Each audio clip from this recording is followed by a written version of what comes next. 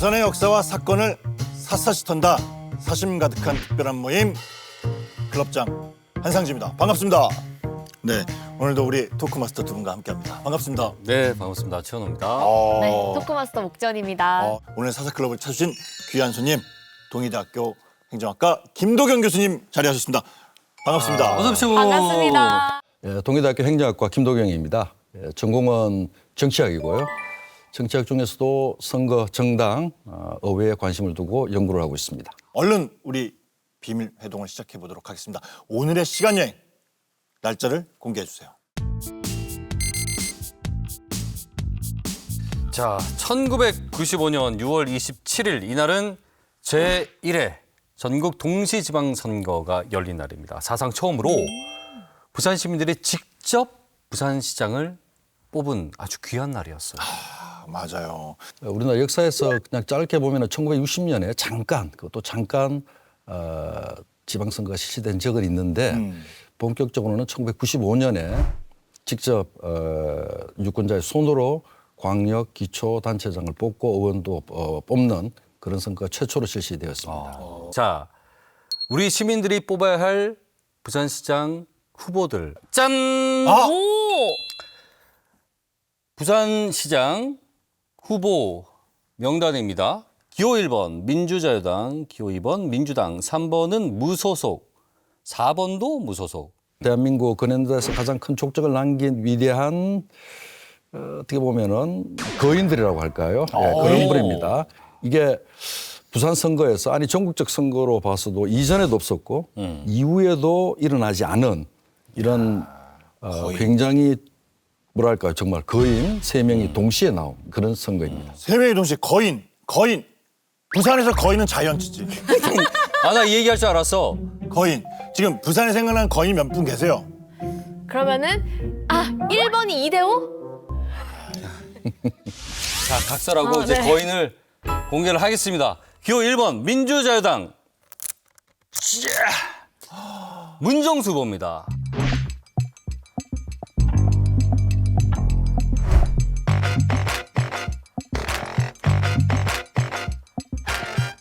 자, 기호 2번 민주당이에요.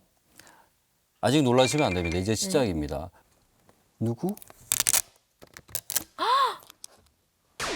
노무현.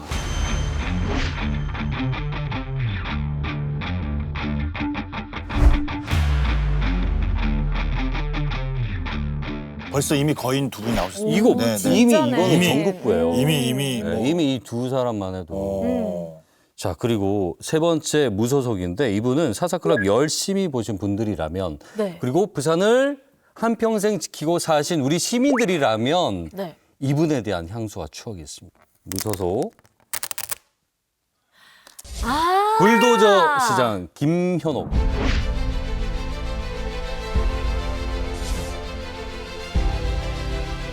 마지막 무소속 배상한 이상한 분이. 까지. 자, 1995년 6월 27일 이 네 명의 후보가 출사표를 던진 부산시장 선거전.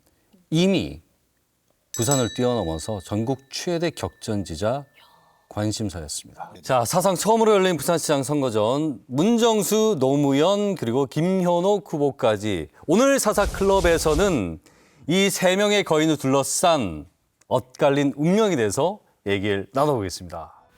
경기장을 잇는 간선도로가 개설돼야 되고 또 선수촌들이 만들어져야 되고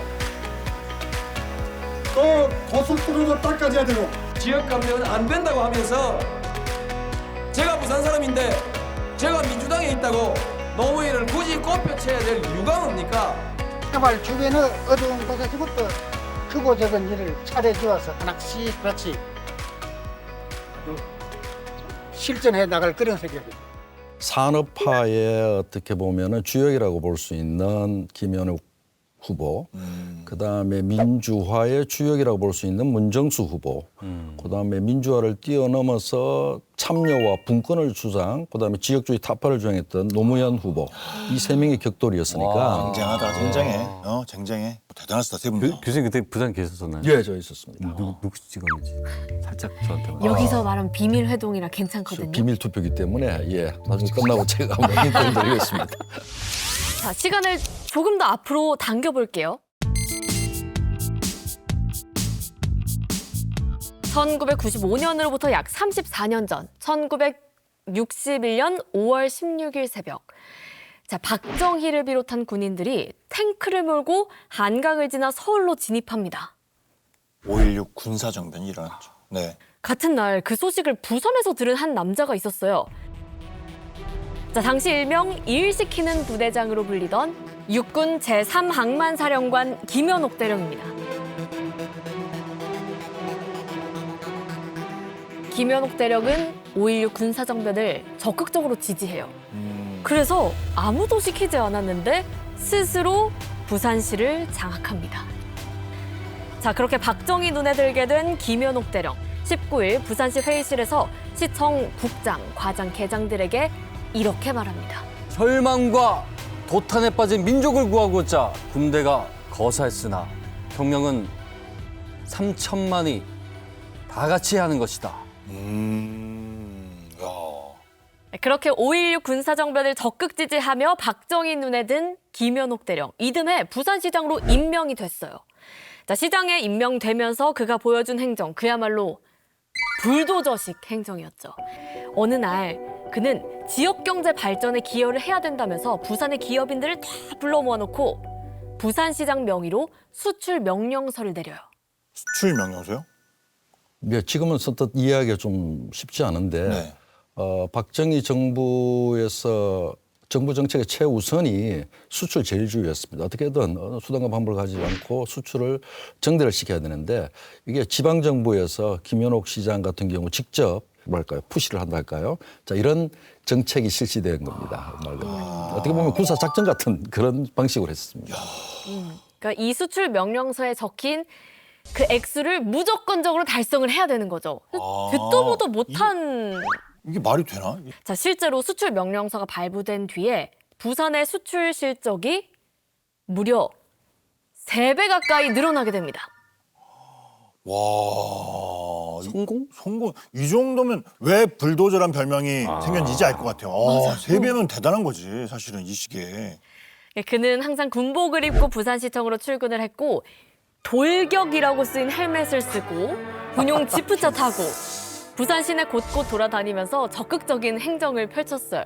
그러니까 행정가이면서 군인의 군인의 모습도 잃지 않았던 거죠. 그리고 특히 그 삼복도로 우리가 옛날에 다뤄본 적 있었잖아요. 네. 뭐가 제일 시급했었죠? 물. 물. 이 물 문제 해결하기 위해서 삼복도로의 수도꼭지를 만드는 사업까지 펼쳤어요. 지금 여기 우리 김연옥 시장님 앨범을 보면 이렇게 통수식이라고 해서 처음에 수도꼭지를 여는 그런 물을 뽑는 이런 장면들이 굉장히 많이 나옵니다. 그 당시 부산이 한 21만 가구 정도 됐는데 수도꼭지 보급률이 21만 가구 중에 10%도 안 됐다고 그래요. 그러니까 10명 중에 1명 정도가 집안에 꼭지가 있는 거지 나머지는 공동수도를 이용한다거나 아니면 운물을 이용하는 그런 현실입니다. 그래서 김연옥 시장이 와서 사실은 제일 큰 성과가 이런 고지대, 뭐 영주동, 보수동, 초량동, 수정동 이런 고지대에다가 다 수도꼭지를 만들고 상수도 사업을 연결시켜서 여기에 사는 주민들이 물 부족 없이 살 수 있도록 만드는 것을 최고의 목적으로 이렇게 삼은 것 같습니다. 뭐 다른 지역에 있던 시장들 같은 경우도 저 한국 전쟁 이후지 않습니까? 그러니까 이렇게 혼란을 수습하는 과정, 특히 이제 치안 이런 쪽에 방점이 두어졌는데 김연옥 시장 같은 경우는 당연히 그것도 중요하지만도 그 위에 뭐 도로라든지 터널이라든지 또 땅도 부산은 좀 부족하지 않습니까? 또 매립 또 삶과 관련되는 조금 전에 영상 보신 것처럼 물 문제를 해결하기 위해서 그래서 직접 부산 시민들의 삶에 필요한 그런 것들을 적극적으로 개입을 해서 해결하려고 노력했던 그런 시절입니다. 그렇겠다. 자, 이러한 성과를 인정받은 김현옥 시장의 다음 행보는 뭐였을까요? 40세 불혹의 나이로 서울시장에 임명이 됩니다. 아, 그 이후에 대단하죠. 대단하시다. 부산시장만 해도. 30대 초반에 부산시장을 하시고 40세에 다시 서울시장이 되셨다고. 네, 이 불도저 시장 김연옥의 놀랄만한 행보는 여기서 끝이 아니에요. 청계천 고가도로 건설, 남산터널 건설, 그리고 서울의 랜드마크 세운상가를 건설하는 등 수많은 업적을 남겼죠. 그 더 놀라운 건요. 이 모든 걸 5년 안에 해치웁니다. 아, 진짜 5년?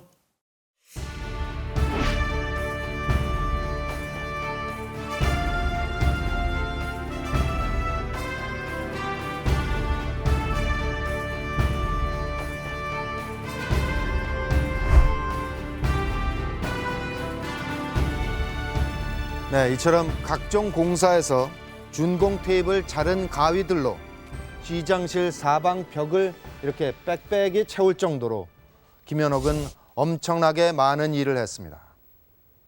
한강을 개발하고 도로망을 확충했으며 또 도심을 재개발하고 많은 양의 시민 아파트를 건설하는 등 그 하나하나가 도시 개발에 있어서 큰 획을 긋는 대형 사업들이었습니다. 자, 5.16 군사정변의 나비 효과로 김연옥 씨가 승승장구하던 시기에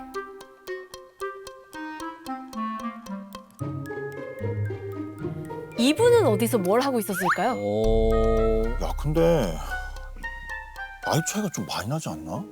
문정수 후보 당시 고려대학교 정치외교학과 5구학번 22살. 자, 우리 문정수 후보는 그 당시 대학생 신분으로서 그 이승만 정권의 그 독재 그리고 3.15 부정선거 다 목격을 한 거죠. 그러면서 그 반발심으로 4.19 혁명에 참여를 합니다. 고려대학교에 입학하고 4.18을 겪고 4.19를 그 하는 과정이 정치 인생의 어떤 변화보다는 저 일생에 큰 영향을 준 겁니다. 왜냐하면 저희 한평생을 되돌아보면 대학 시절에 그 뭐 정의롭게 부정선거 항의하고 독재 권리 항의하고 이랬던 4.19 정신이 5.16 군인들이 이제 집구를 해가지고 결국 지나고 보니까 그 권력욕이었는데 그걸 또 용납할 수 없잖아요. 그러니까 거기 또 이제 반대하게 되고 5.16 군사정변으로 인해서 민주주의가 무너지는 걸 목도를 한 거죠. 그렇게 비극적인 역사와 정치에 서서히 눈을 뜨게 됩니다. 야, 그러니까 한 분은 군사 정권을 상징하는 인물이셨고 또 한 분은 그런 군사 정권에 반대하시는 인물이네요. 맞아요. 특히 이제 문정수 후보 같은 경우는 4.19 혁명과 뗄래야 뗄 수 없는 그런 관계가 있습니다. 또 4.19를 통해서 정치적 정체감도 형성이 되어지고 그 이후에 정치에 들어오는 하나의 어떤 변곡점이 되어지는 그런 시기가 되어집니다. 그래서 그 이후에 실질적으로 YS 비서관으로 또 들어오는 그런 상황이 됩니다. 아, 그러셨구나. 같은 시기 또 한 명의 거인이 있었죠. 오. 당시 15살 그 중학생 재학 시절에 그의 싹수를 엿볼 수 있는 일화가 하나 있습니다. 3.15 부정선거 앞두고 있던 때에 그 중학교에서 우리 이승만 대통령이라는 주제로 글쓰기가 열렸었대요.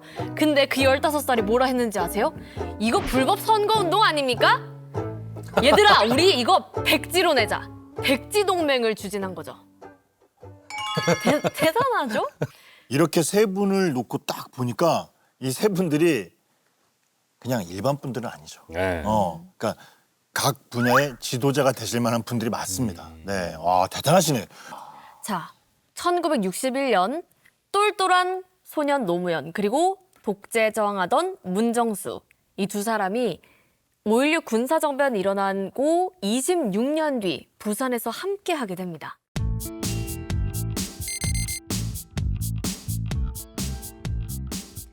자, 1987년 6월 27일 사사클럽 열심히 보셨다면 아실만한 그 날짜예요.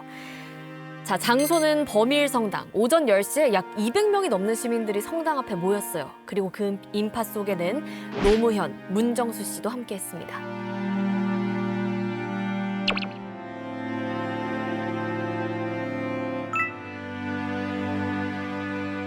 자, 이날에 그 6월 항쟁 시위 도중에 전경들의 과잉 진압으로 숨졌던 고 이태춘 열사의 시민 장례식이 있었던 날이었죠. 화면으로 본 것처럼 인권 변호사로 활동하던 노무현 변호사가 고인의 영정을 들고 맨 앞에 섰었고 그 옆에 12대 국회의원으로 활동 중이던 문정수 초선 의원이 함께였어요. 독재 저항하던 우리 아까 그 대학생과 그 산골 중학생 소년이 한 자리에서 만난 거잖아요. 그것도 이 역사의 한 페이지. 야, 인연이 또 이렇게 그 저 사진 굉장히 귀한 거예요. 굉장히 귀한 사진. 저건 역사적으로 나중에 우리 그 역사 책에 나올 수 있는 사진이잖아요, 사실은. 대단한 사진입니다. 와. 그 당시에 상도계 이렇게 네네. 상도동에 하는데 예, 거기서 그냥 핵심 멤버였습니다. 그럼 노무현 대통령님도 사실은 YS 쪽 아니셨나요? 그전에는 원래 그 인권 운동가로 네. 활동을 하셨고요. 이제 6월 항쟁 과정에서 그다음에 민주화되고 나서 YS가 발탁하죠. 노무현 후보를. 그렇게 해서 결국 문정수 후보하고 이제 같은 뿌리로서 정치를 시작하게 됩니다. 그러면은 두 분이 어떻게 보면은 민주화 동지, 그렇죠. 정치적 동지 이렇게 봐도 되는 거죠, 맞습니다. 선생님? 예, 맞습니다. 예. 자, 다가오는 1988년 이 두 사람 모두 13대 국회의원으로 당선이 돼요. 문정수 의원은 부산 북구 앞 재선에 성공을 하고요. 그리고 노무현 부산 동구 초선에 가뿐히 당선이 됩니다. 정치 전부 올라와가지고 지가 국회의원 되면은 여러분 당장 살팔이 날 것처럼 전부 하시면 안 돼. 말 거짓말입니다.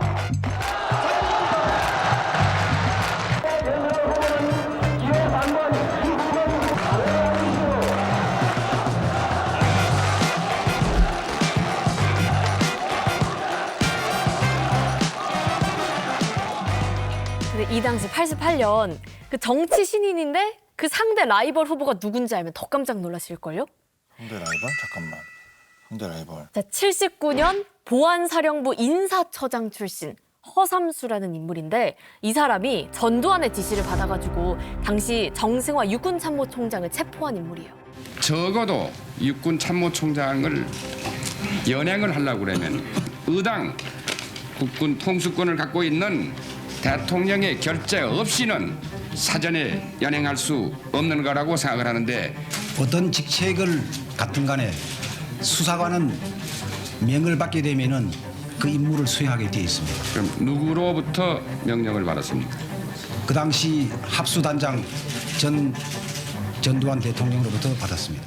자, 군인 출신 허삼수를 정치 신인 노무현이 당당히 꺾어버리고 그야말로 노무현 돌풍을 일으켰어요. 당시 제50 비리청문회 때 재벌 앞에서도 그 전곡을 찌르는 그 질문으로 상당한 인상을 심어줬었잖아요. 절대 권력을 가지고 있는 권부에는 5년 동안에 34억 5천만 원이라는 돈을 널렁널렁 갖다 주면서 내 공장에서 내 돈 벌어주려고 일하다가 죽었던 이 노동자에 대해서 4천만 원 주느냐 8천만 원 주느냐를 가지고 그렇게 싸워야 합니까? 그것이 인도적입니까? 그것이 기업이 할 일입니까? 답변하십시오. 지금 자, 이렇게 정치적 동지자 민주화 동지의 길을 걷고 있던 문정수와 노무현. 자, 이 두 사람의 앞날은 이 사건으로 인해 갈라지게 됩니다. 오늘 민주당의 임시 전당대회로 통일민주당은 창당 2년 9개월 만에 사실상 해체됐습니다. 김영삼 총재가 입장하고 계십니다.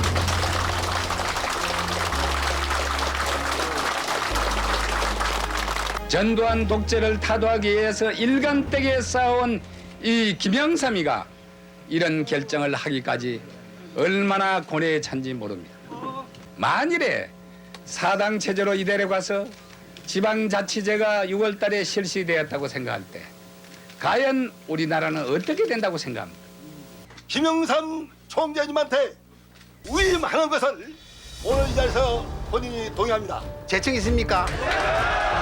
감청 있습니까? 거의 만장일치에 가까운 박수로서 통과된 것을 선포합니다.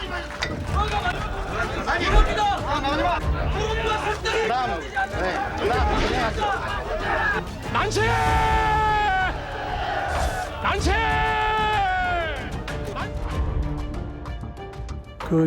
삼당 합당은 어째 개인적으로는 저도 반대를 했어요. 왜냐하면 YS 대통령께서는 이 거대한 어떤 이 집권 세력과 함께 하면서 결국 그 안에 들어가서 민주화를 이루어내겠다. 그래서 이제 속된 호랑이 잡으러 호랑이 굴에 들어간다. 뭐 이런데 결과적으로 보니까 결국 하나에도 청산하고 군부 세력을 다 청산하고 역사적인 심판을 하고 그 결과적으로 잘 됐다는 그 보람을 느끼고 그때 합당에 잘 참여를 했다는 생각을 뒤에 하게 됐습니다. 3당이 합당을 하는 그런 시점에 두 분의 선택이 정반대죠. 문정수 후보 같은 경우는 범을 잡으려면 범굴에 들어가야 된다는 대명분을 가지고 3당 합당을 이끌었거든요. 그래서 거기에 동조를 하고 따라간 측면이 있고 노무현 후보 같은 경우는 결국은 호남을 고립시키는 전략이고 이거는 정권 획득을 위한 야합이다. 그렇게 해서 반대. 그리고 힘든 길을 걷죠. 그 이후에는. 예. YS를 따라간 문정수는 거대 여당이라는 화려한 뒷배까지 생기고 그의 정치자율은 탄탄대로였습니다. 이 반대로 노무현은 합당을 반대하면서 결국 그의 정치 인생엔 시련이 닥쳐왔어요.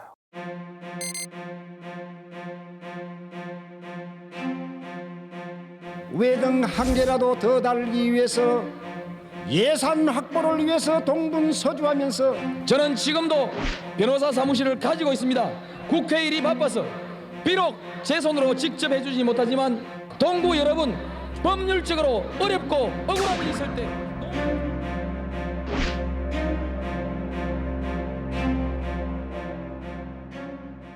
그럼 노무현 의원은 이제 의원에서 이제 낙선이 됐잖아요. 그럼 네. 그 이후에는 어떻게 약간 생활하셨나요? 3당 합당을 따라가지 못하니까 네. 그다음 실시되어진 14대 총선에서 결국 낙선을 네. 하죠. 낙선을 하고 결국은 힘든 이제 시기가 이제 나오는 것이죠. 그 과정에서 이제 부산에서 지방자치실무연구소 그 당시에는 지방자치라는 게 그렇게 익숙치 않은 개념이었는데 어떻게 보면은 굉장히 선구적으로 지방자치에 관심을 가지시고 지방분권 뭐 이런 개념들이 나오고 그게 실행적으로 나오는 어떤 원천이 되는 그런 기반이 되는 게 또 여기서 출발합니다. 야, 근데 나는 지금 우리가 이야기를 막 듣고 있잖아. 궁금한 게 있어. 과연 우리 불도저 시장 우리가 잠시 잊고 있었잖아. 그렇지. 그럼 불도저 시장님은 뭐 하고 계신 거예요? 왜냐면 지금 자. 문정수 뭐 노무현 막 지금 막 정식으로 막 합당이 되고 막 꼬마민주당이 되고 막 난리가 났는데 김은옥 시장님은 지금 이후에 뭘 했냐? 내무부 장관을 지냅니다. 그리고 나서 뭘 했느냐? 깜짝 놀라실 거예요. 뭐 대단한 걸 했나? 엄청 어마어마한 걸 했어요. 아니야? 장안 여자 고등학교에 교장을 하고 있었습니다. 교장 선생님? 교장 선생님. 진짜?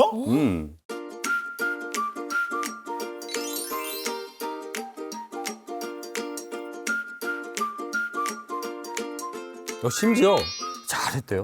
정치를 하던 분이 교직에 몸담아가 잘 하시겠나 생각했는데 의외로 학교의 교육에 굉장히 열성을 가지고 이 우리 지역을 위해서 자기는 떠나면 그뿐인데 그랬을 때 우리 회장단들이 야 우리 기장군에는 정말로 황금알을 주셨다.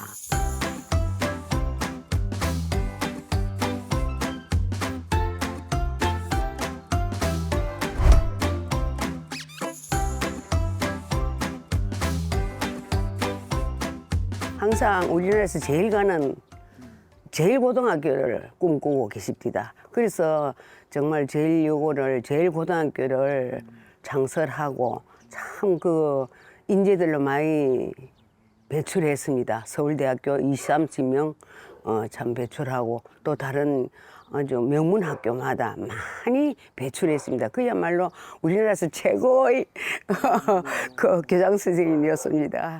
이것도 잘했어? 이 사람은 만능이었어. 이게 쉽지 않거든. 왜냐하면 이렇게 큰 고위직까지 하셨고 그랬던 분이 교장 선생님이 돌아가셨다는 거는 정말 국민을 위한 뭔가 일을 계속 에너지가 넘쳤던 분이야. 지금으로 치면. 그러니까 정말 그 참 군인 정신? 자리는 바뀌었지만 그 정신을 잃지 않았던 사람인 것 같아요. 자, 우리가 박정희 군사정권 시대를 대변했던 김현옥 시장, 그리고 YS의 오른팔이자 여당의 실세였던 문정수, 그리고 청문회 스타로 국민들의 지지를 받았던 노무현, 이 세 명을 왜 함께 이야기했었죠? 아, 잊고 있었네. 야. 선거판에서 만난 거야. 그럼요. 자, 이 세 명이 드디어 1995년 제1회 부산시장 선거전에서 딱 만나게 됩니다. 끝났습니다.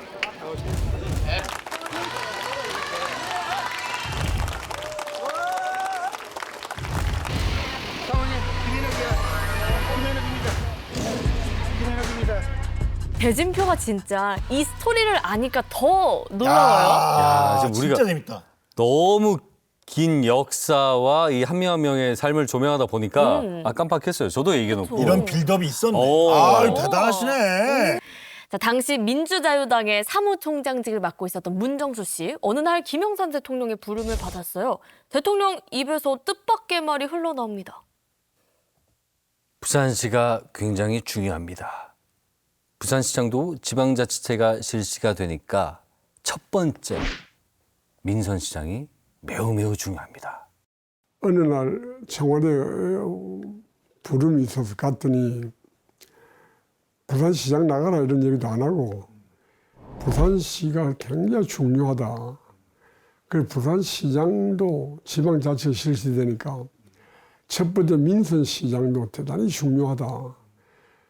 그 시장 중요한 거, 부산시가 중요한 거 이걸 강조를 하셔요. 그래 불러놓고 별 내용은 없고 부산시가 중요하고 부산시장도 중요한 뭐 이런 말씀을 하고 이제 끝났어요. 대통령께서 부산을 갔으면 하는 이런 어떤 생각을 가지신 것 같아요. 아 그러면 내가 기대에 부응을 해보자.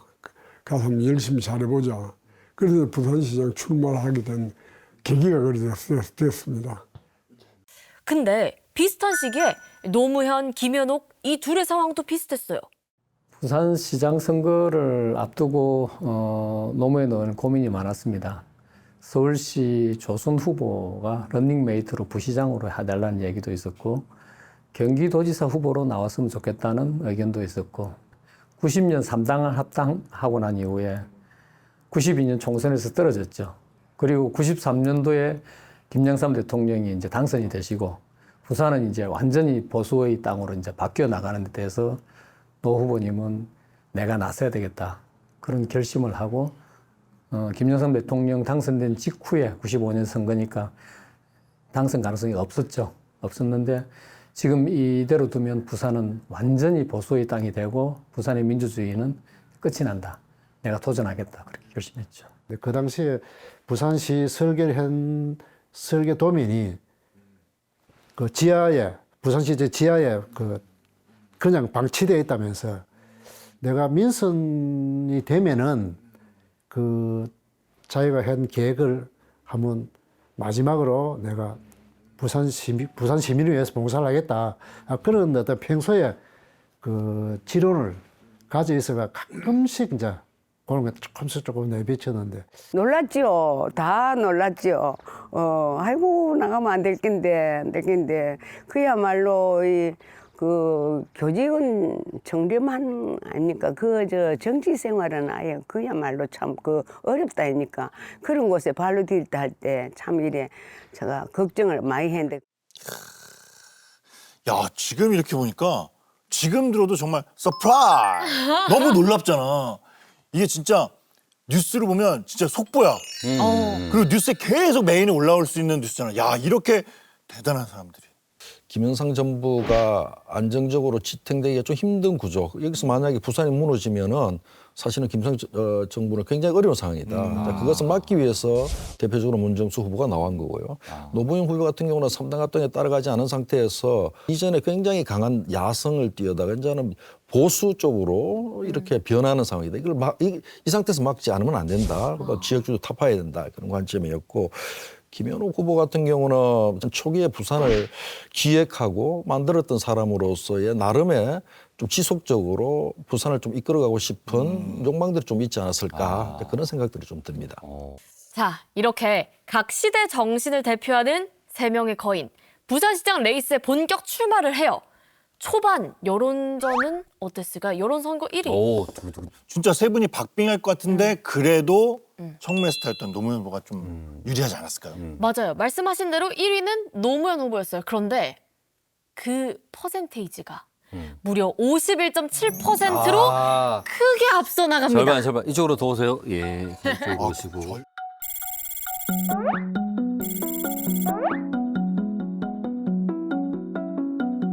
대통령이 부산을 살리겠다는데 우리가 힘없는 그리고 원외에 있는 노무현이 뭘 할 수 있을까?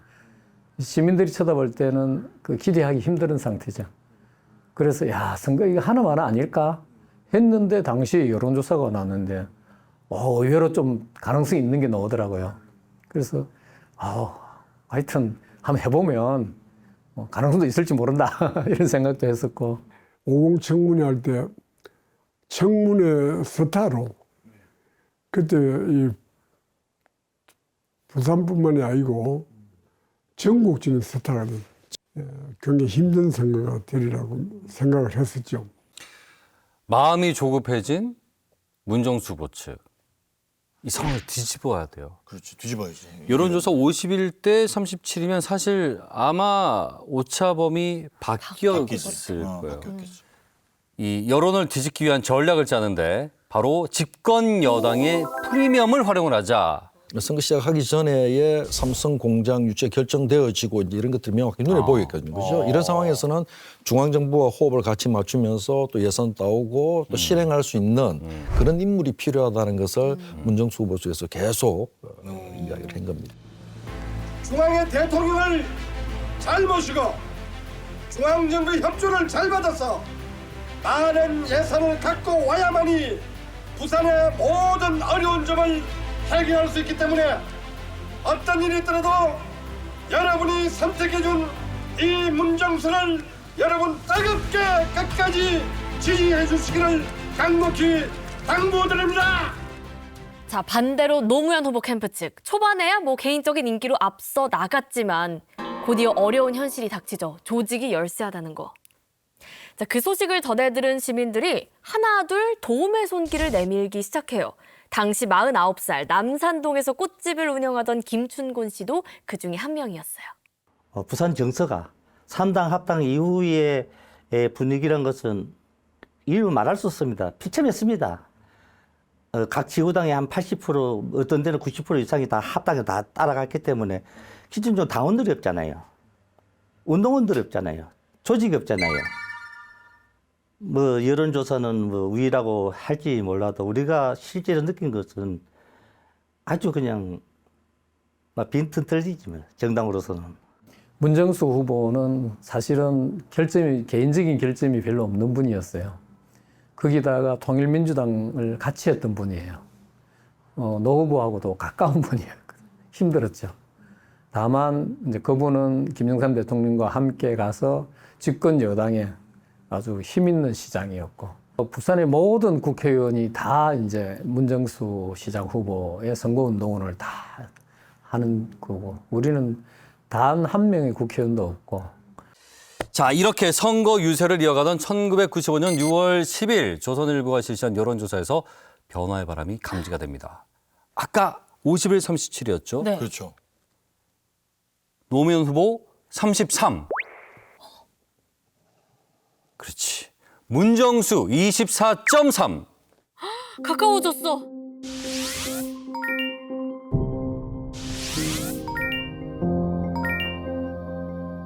무소속 출마한 김현옥까지. 김현옥 7.2. 무소속인데? 무소속인데 7점이라고요? 네, 7.2면 어마어마한 거야.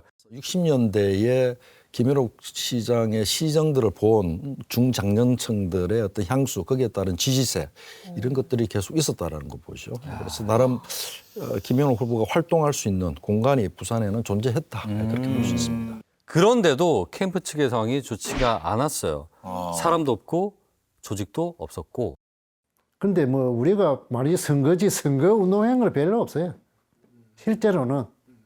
그리고 사무장은 마산시장 하시다가 퇴임하신 분은 이제 사무장 안 차고 제가 뭐 재무지만 재무 뭐 돈을 줘야 재무 활동하지.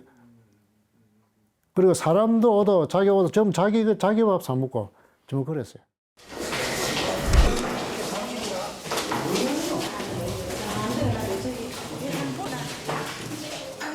자, 여전히 선두를 달리고 있는 노무현 후보. 그런데 뒤를 바짝 다가온 문정수 후보를 따돌릴 만한 비장의 카드가 있었죠. 자, 노무현 하면 뭡니까? 언변? 그쵸. 청문회 스타였죠. 그렇죠. 자, 노무현에게 가장 자신 있는 TV 토론과 연설이 남아 있었거든요. 다음 쟁점은 이 부산의 어려운 재원 확보와 관련된 문제입니다. 민자 유치를 하는 사람이 특별한 아이디어라기보다는 그런 제안들에 대해서 충분한 검토를 거치고 또 충분한 사업성이 있게 이렇게 계획을 함께 짜나가면 되는 일이라고 저는 그렇게 생각합니다. 낙동강을 건설해서 거기에서 막대한 돈을 우리가 버리네. 이선 낙동강 준설에서부터 오는 그 모래 상당한 양의 수입이 된다. 그리고 낙동강을 건설을 하면은 이건 뭐 세계적으로 보배입니다.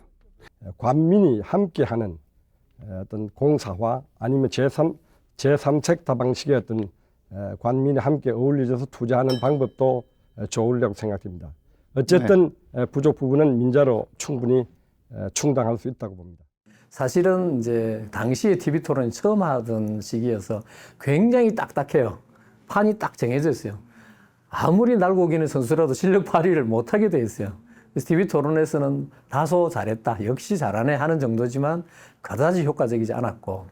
네 번의 방송사의 그 토론회 시작하면 나는 굉장히 불리할 줄 알아요. 불리할. 토론은 달인이니까. 그 토론회가 진행되면서 한 번, 두 번 진행되면서 토론을 해도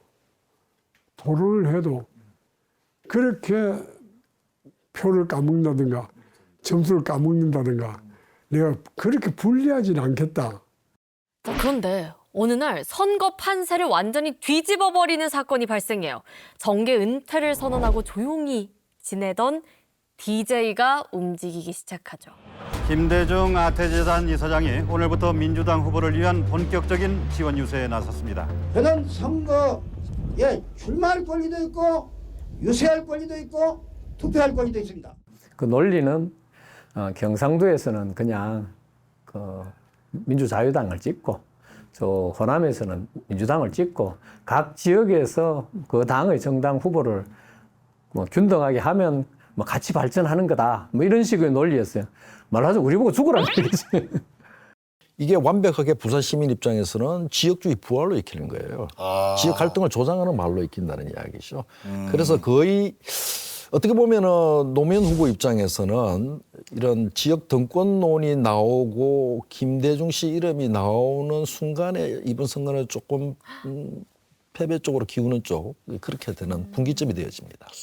그러니까 지역 등권론에 대해서 우리는 안으로는 이쪽하고 싸워야 되고 밖으로는 저쪽하고 싸워야 되고 너무너무 힘든 상황인데 갑자기 이른바 DJ 정계 복귀론이 나온 거예요.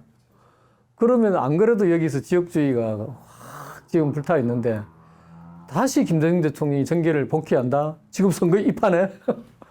그러니까 이건 도대체 선거를 어떻게 해야 되지? 난감했습니다. 요새 와서 이상한 소리가 좀 들립니다. 찍어줄라 했는데 당이 나빴어.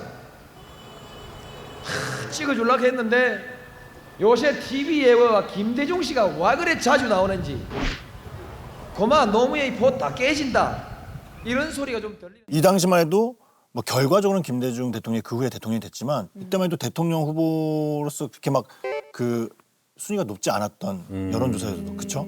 그렇죠. 뭐 은퇴한 거고 이게 하나의 그 정계 복귀를 위한 빌미로 작용하는 그런 상황이었습니다. 그렇지. 그래서 서울 쪽에는 그 나름 뭐 조선도 그렇고 기타 여러 가지 후보들에게 도움이 되는 측면도 있었지만은도 오히려 이제 부산 같은 경우는 노무현 후보의 치명타가 될 수 있는. 노무현 후보 캠프에서는 제발 좀 가만히 있어지. 이런 마음도 없지 않아 있었겠네요. 자, 이런 DJ의 등장과 지역 등권론은 지역주의 타파 그리고 인물론으로 승부를 보자던 노무현 후보 캠프 측에 큰 직격탄을 안겼어요. 설상가상으로 가짜 뉴스까지 돌기 시작해요.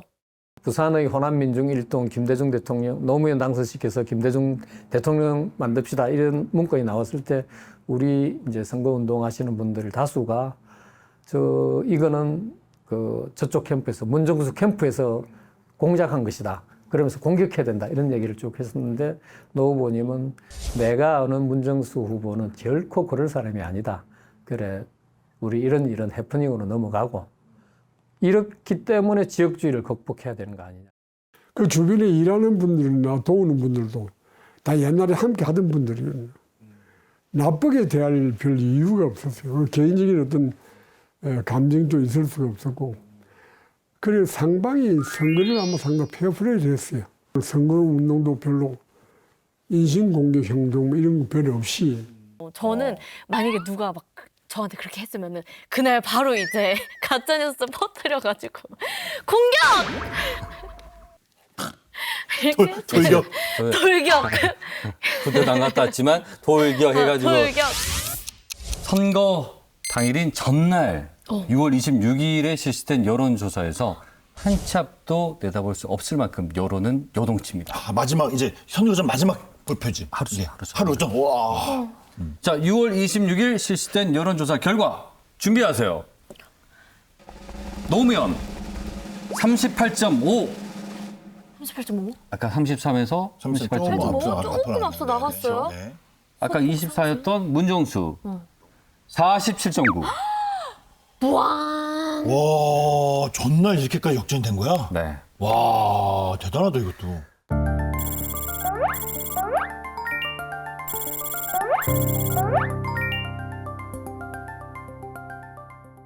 제 벽보에다가 어떤 사람이 김대중 써놨더라고. 왜 너무 이름을 가려고 그래요? 여러분, 그러지 맙시다. 저는 이번 선거에서 제가 부산시장이 되면 부산시장실에 들어가서 부산시 살림을 사는 사람은 저 노무현입니다.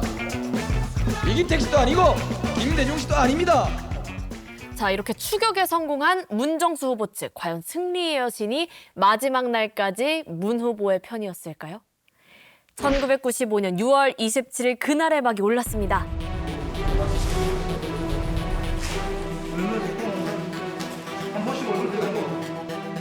자, 이제 최종 득표율을 공개하겠습니다. 문정수 후보 득표율 51.4%. 최종 당선 과반을 넘겼네. 넘겼어요.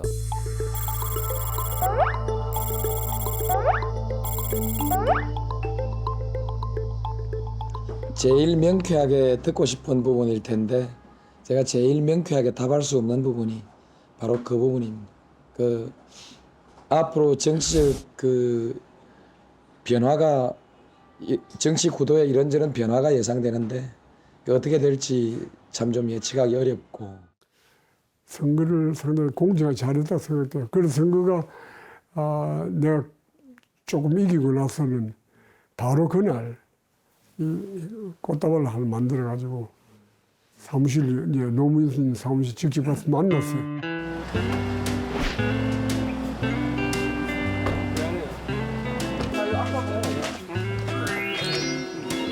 제가 가려고 민원을 많이 드렸습니다. 도와주시면 주십시오. 아니요, 좀 많이 좀 도와주시고. 감사합니다. 그리고 앉아서 내가 치다니까. 야, 이거는 진짜 지금 우리한테도 시사하는 바가 좀 많아요. 야, 이건 진짜 박수 한번 쳐드리고 싶습니다. 정말. 와, 이건 대단한 겁니다. 멋있잖아. 꽃을 들고 탁 찾아가고 내가 잘해볼게, 잘 부탁한다, 같이 좀 잘 만들어보자 이런 말 하는 게 진짜 어렵거든. 노무현이라는 그 걸출한 청문회 스타와 결과적으로 이제 대통령이 됐지만 그런 인물이 있었지만 이미 그때도 이 지역 구도를 타파하는 것이 쉽지는 않았다라는 그것을 막기 위해서 나왔지만 또 치열하게 무너지는 그 과정이고 어떻게 보면 바보 노무현의 서사가 시작되어지는 출발점이 되자 2002년 대통령 당선의 씨앗이 뿌려지는 그러한 선거로 볼 수 있습니다. 서울시장을 지내면서 불도저 시장의 별명이 붙을 정도로 강한 추진력을 보였으나 고향에서는 중학교와 고등학교 교장을 지낸 바 있는 김현옥 씨가 어젯밤 70세를 일기로 별세했습니다. 부산방송총 삼성차와 가덕도 신항만이 최대 현안인 이 지역에는 한나라당 허태열, 민주당 노무현, 민국당 문정수 후보 등 5명이 출사표를 던졌습니다. 인권 변호사 출신인 민주당 노무현 후보는 부산과 지역 경제를 되살리기 위해서는 힘 있는 여당 후보와 큰 인물이 필요하다며 인물론을 내세웠습니다. 부산이 몽땅 야당만 뽑아서 싸움만 잘한다고 부산이 잘 되는 것은 아니거든요. 심부름할 여당 일꾼도 있어야 됩니다. 부산시장 출신의 민국당 문정수 후보는 시장 경험을 살려 지역 발전에 앞장서겠다며 지역 일꾼론을 펼쳤습니다. 난제들이 많은 이곳 개발과 발전에 혼신의 힘을 기울일 것을 주민들께 약속드리고 큰 성원을 받으리라고 확신합니다.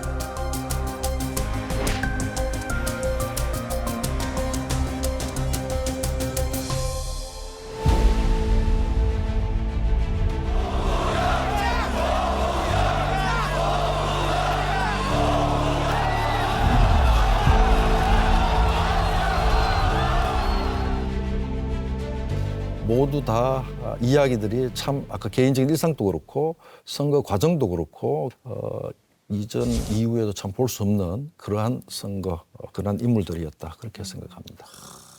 아 근데 정말 이렇게 우리 교수님 얘기 듣고 우리 토크마스터 두 분 얘기 들으니까 이 세 분 정말 멋있었던 분이라는 생각이 듭니다. 그냥 개인적으로 그냥 남자로서도 인간으로서도 참 존경하는 마음이 막 듭니다. 네, 우리 세 명의 거인을 둘러싼 엇갈린 운명 제1회 부산시장 선거를 통해서 알아봤습니다. 누구나 알지만 누구도 모르는 부산을 만난다 사사클럽. 다음 이 시간에도 문은 활짝 열려 있습니다. 함께해 주신 여러분 감사합니다.